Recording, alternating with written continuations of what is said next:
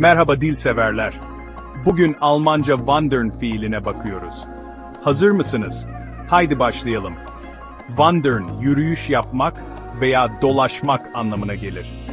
Şimdiki zamanda ich wandere, du wanderst, es wandert. Yani ben yürüyüş yaparım, sen yürüyüş yaparsın, o yürüyüş yapar gibi. Geçmiş zamanda ich wanderte, du wandertest, es wanderte. Yani ben yürüyüş yaptım, sen yürüyüş yaptın, o yürüyüş yaptı gibi.